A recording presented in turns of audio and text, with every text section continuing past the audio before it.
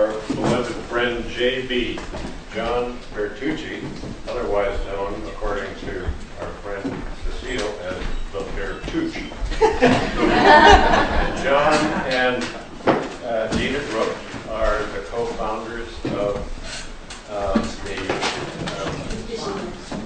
Fukushima Response Campaign, or the Fukushima Response Network on Facebook. And he's going to tell you what's going on in the grassroots citizen radiation monitoring universe. Thank you all.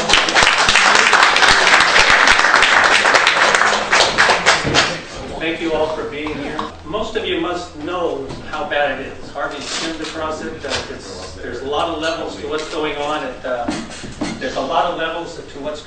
Fukushima.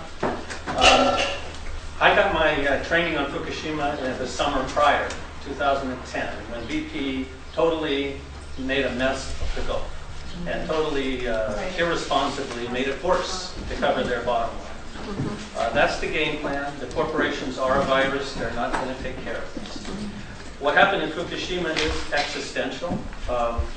It's a turning point. My personal approach is perception, understanding. Why are we here? Start with that big question. Einstein said that space and time are poetic concepts. They're not the conditions in which we live. Fukushima is going to force us to confront those conditions. Subatomic particles operate in a time frame that we have no conception of. If you saw those beautiful images of splitting atoms that would spiral off in a millisecond, well, we're in one of those spirals. But for us, it's going to take 30 years to get to the next curve. But the curve is launched. How far are we going to be able to go with that? How are we going to be able to cope? We are the ones who were alive when this happened.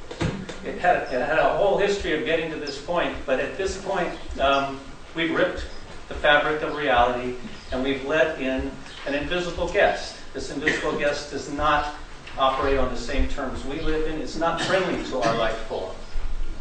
So how do we, as individuals, with children, with bills, how do we come to terms with this? It's an invisible monster. We're in Sonoma County. We got together. Well, actually, it took some time. From hearing Harvey cry, watching that explosion, the many explosions, but Unit 3 was the one that nailed it for me. This was a turning point. I kind of sleptwalked through the rest of that year. I got to Christmas, and I was going quietly crazy.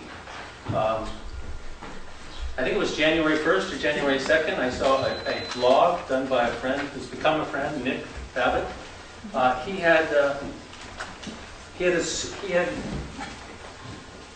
mastered, or he had brought his heart into the problem, and he wasn't ranting or venting, but he was engaging that depth of despair and understanding that if they have to abandon the plant, it's going to get worse. The different kind of levels. I mean, nobody believed it was a cold shutdown. So in early 2012, I started to get a sense of how I could get my hands on this. And then we had Occupy. That kind of gave me a grassroots training on how to mobilize in a community. And then we had a senator from Oregon who went to Fukushima, Senator Ron Wyden. And he came back shaken to the core, pun intended. He immediately had a press conference. He was pushing for an international response. A no-brainer, but here is almost a year later, and here's somebody important saying that.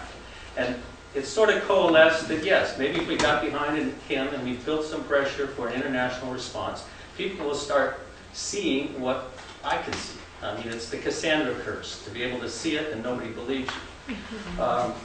So we had Senator Ron Wyden, we had Yastel Yamada coming. We formed a group in Sonoma County. We called it Fukushima Response. We created a website. We started meeting. We were meeting every week. We started doing informational events. We hosted Yastel Yamada, Chieko Shina. Dan came and gave a lecture on monitoring devices. And we started building an informational bureau that would try to spread the word so that people could start to approach this problem, because there are so many denial mechanisms that are quite legitimate. What can we as individuals do? Well, we started working together, and we started working on an informational level. We were the ones that organized the human mural on the beach last year. Fukushima is here. And it was a process. You know, it took us almost 2 months to come up with what words we were going to put on the beach. And then we've been meeting regularly. We still meet. Our next meeting is Thursday, this coming Thursday in Petaluma, if any of you are free to come. At a certain point, however, we could see that international response wasn't going to happen. Senator Ron Wyden got quiet, and now he's pushing small modular reactors in Oregon. Yastel Yamada has passed away. He had throat cancer. So I think the curve there is, I'd love to think that we are winning, and there is a turning point, a tipping point in perception and consciousness of the magical world we're in, the delicate ecosphere that we are part of, but we have to start thinking in different terms. There's an invisible entity that's going to be in this room in greater and greater dimensions, but can we play with that shift in perception? Can you see your great-grandchildren sitting in the chair next to you? We have to start operating on a larger time frame than our own little lives. And so we're working together with people who spread the word, who help other people find the words to use to approach this problem. And we are developing a very strong network for monitoring citizen science. Gina, Linda, Michael, and we're so blessed to have Dan so close, because Dan has been doing this for decades. So we've got a system now where we're working with people in the Northwest, Mimi Gurman in Portland, there's a network in Seattle, Tennessee. People are beginning to get Geiger counters, beginning to learn how to use them, and beginning to set the baseline. I started doing it last year, and my average baseline reading was 25 counts per minute. A count per minute is a nuclear disintegration in front of the device. Very random, but you can get a sense. It's up to 34, 35 now, so that's a year. It is rising. What's national background before? Very difficult question. I don't think they tested before Hiroshima. I think you probably could get figures on cancer, which might be an indicator of what this material can do to the DNA. Probably before Hiroshima, there was, what, 1 in 5 cancers? Or 1 in 100 cancers? Yeah. Right now, it's probably 1 in 5. 1 in 2. What, 1 in 2? 1 in 2. Okay, 1 in 2. Okay? So, connecting the dots takes a certain amount of perception. You have to see things outside of this.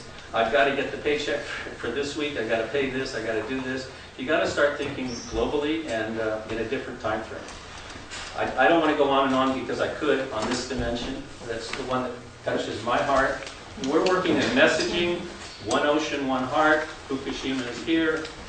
And we're working on teaching other people how to use the devices that can see the invisible.